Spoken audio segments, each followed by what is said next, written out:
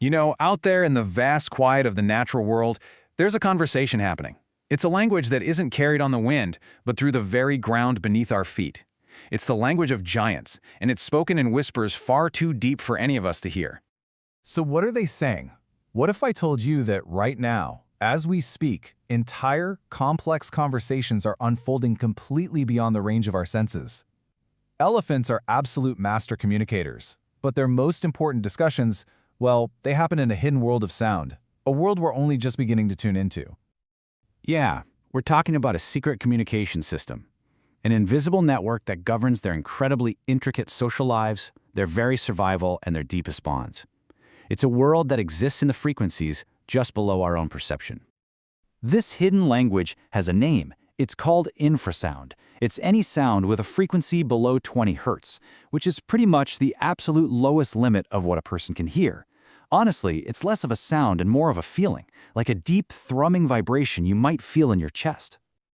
So, how do they create these profound, earth-shaking sounds? For a long time, scientists had a real puzzle on their hands. Was it something like a cat's purr, or was it something else entirely?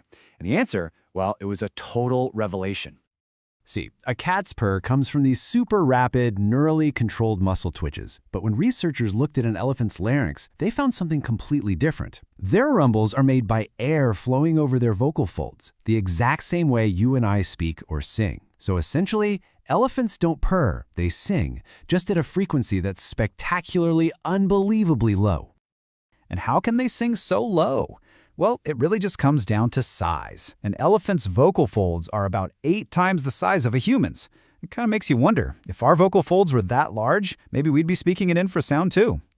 And this incredible physical trait gives them a huge advantage. High-frequency sounds, like our voices, get scattered and absorbed by things like trees and hills. But the long, powerful waves of infrasound, they're the perfect long-distance messenger. They just roll right through all those obstacles, carrying messages for miles and miles.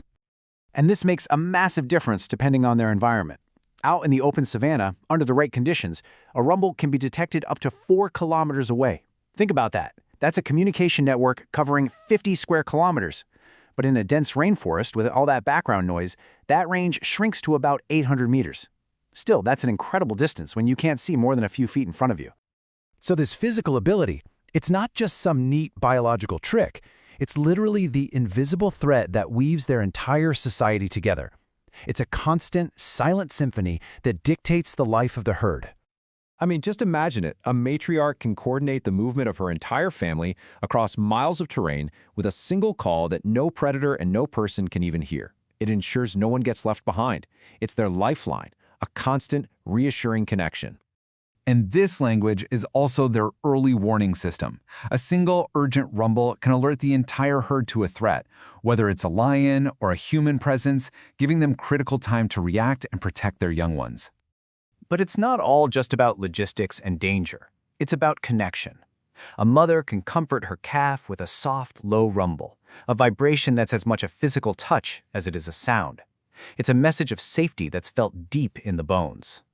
And if you thought that was incredible, get this. Their messages aren't even limited to the air.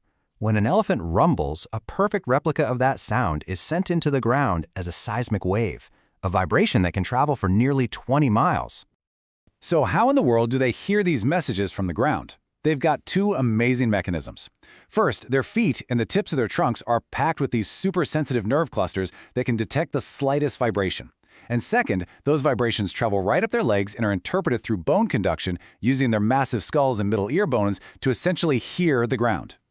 It makes that old saying poetic, but also scientifically spot on. Their voices literally become part of the landscape, a physical message sent through the planet itself. They are connected to their world in a way we can barely even imagine. You know, figuring all of this out has been a remarkable scientific journey, and it's one that started not with complex equipment, but with a simple, intuitive feeling. The story of this discovery is just fantastic. It all began when a scientist named Katie Payne was at a zoo and just felt a thrumming in the air. She couldn't hear a thing, but she could feel it. That hunch led to confirmation, with recordings proving the elephants were making these infrasonic calls. And finally, fieldwork sealed the deal. They played back these unheard calls in the wild, and elephants kilometers away responded. But studying this language is incredibly challenging. I mean, how do you record these intimate calls without disturbing the very animals you're trying to understand?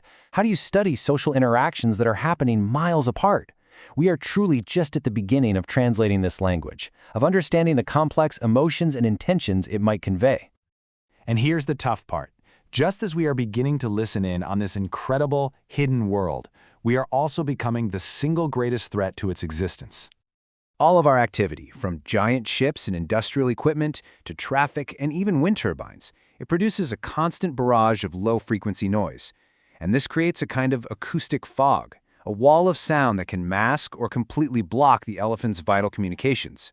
This chart really gives you a sense of the scale of the problem. The ambient noise of a quiet forest is very, very low. Even natural infrasound, like a distant thunderstorm, is manageable. But the constant, powerful noise from human industry can simply overwhelm the channel, effectively silencing their conversations. And this leads us to a really profound and frankly unsettling question. When we interrupt these conversations, we're not just creating noise, we're severing the bonds of family.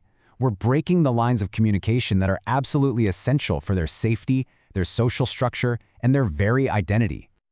Ultimately, the conservation of these magnificent animals isn't just about protecting their bodies or their habitats. It's also about protecting their culture, their society, and the very conversations that define who they are. It's about preserving the silence so that their unseen whispers can continue to echo through the earth for generations to come.